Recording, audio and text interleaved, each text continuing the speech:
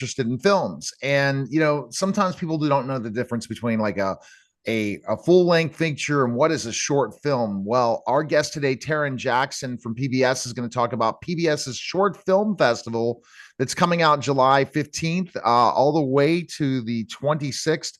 How are you, Taryn? Thanks for stopping by. How are you? Hi, I am doing well. How are you doing, Neil? Fantastic. So tell me a little bit about your background. Let's learn a little bit about who you are, and then we'll go into the film festival. Okay, great. Well, my name is Taryn Jackson. I'm currently Director of Editorial and Brand Engagement. I cannot believe I'm about to say this, but I started at PBS almost 16 years ago. In 2008, I graduated from Howard University back in 2003. Worked a couple of different places, but once I found my home in public media, I've been here ever since. Started out doing production assistant work, doing QA for video when we initially launched our first video portal. We used to call it our video ecosystem. We've grown since then, but that's how I started at PBS, doing a lot of QA work.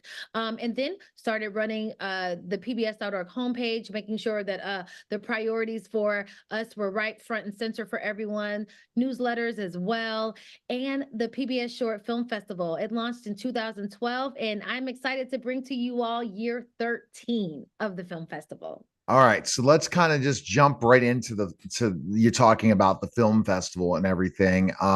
What now we're talking short film festival because people could hear. So can define a short for me. Absolutely. So a short is anywhere between, we've had shorts as short as 2 minutes. Usually the sweet spot is between like 8 to 12 minutes. There have been some films that we've led into the film festival that have been on the 20-minute side, but that's not often. And that's not usually how long shorts are. So that 8 to 12 minute spot is the sweet spot. And let me tell you, these aren't trailers. These are not, shortened versions of feature length films. These are full films that run anywhere from, like I said, 3 minutes all the way up to a good, 15, 20 minutes. They tell impactful, strong, powerful story in a short amount of time. And so that's why this year's theme is story time. We're celebrating the art of short form storytelling because there is an art to that. Not everyone can do it. And these filmmakers have done an incredible job. Well, and that's where we see the short between 30 seconds and a minute in social media, and how you have to have the hook, you have to get them, and then get them a call to action.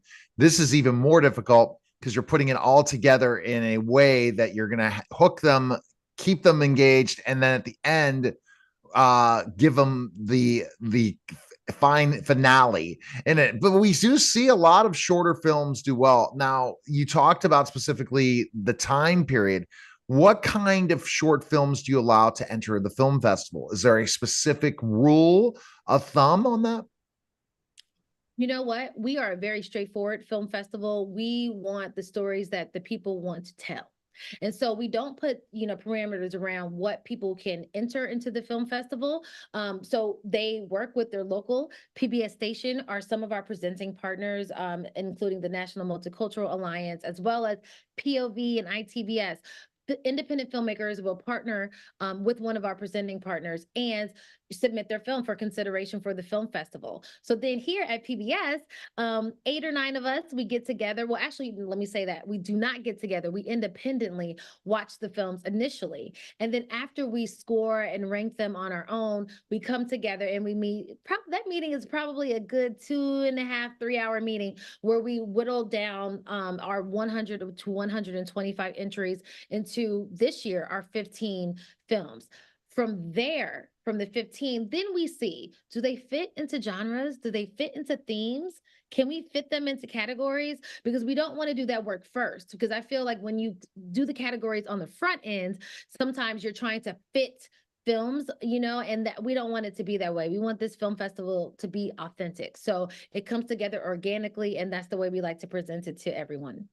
No doubt, because if it comes together organically, it's a lot of an easier type of a situation. Because and then it's their tribe, it's the story they're trying to tell the audience. I'm sure you're looking at, how am I really looking at something that could be PBS worthy when you're going through these 125, because what PBS is able to do is tell stories that some people don't tell. right?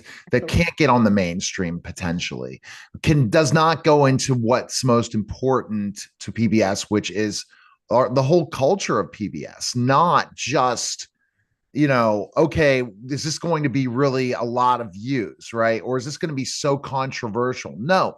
Are we telling a story that people who are the people who watch PBS on a regular basis, why they tune into PBS versus other places? Am I correct? That's it. That's perfect.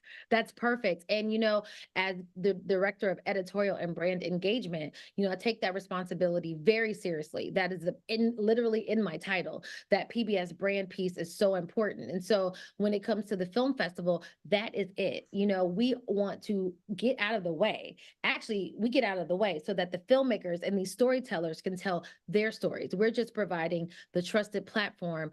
We're providing the visibility. And we want to make sure that these films, they're told from a place, and we do. It's not all serious. We have light, funny films that, that are going to make you laugh and, that are just like fun to throw around. There's animation, but then we also have films that are on the heavier side where they're going to spark conversation, maybe spark people into action, if they feel the need. So there's something for everyone.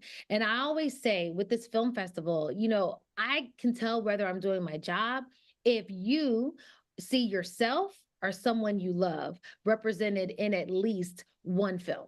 So I just want to make sure that that is what, we do for the film festival, and keeping the main thing the main thing. And that is making sure that we have at least, one film that resonates with everyone. Then hopefully after that one film, you'll jump out there even further and explore and maybe stumble upon something that you didn't even know that you'd be interested in, and then go from there. So that I love that spirit of a Yeah. film festival. That's the most fun part for me. What tips would you provide filmmakers to make sure that can make the cut? That's a great question. So, one of the things is always make sure, like, think about what makes you the person to tell the story you want to tell. How are you going to bring your own self, your own genius, your own creativity into this story, right? Because there's some stories that you think, oh, I've heard this is, a million times. They're telling the same story over and over again.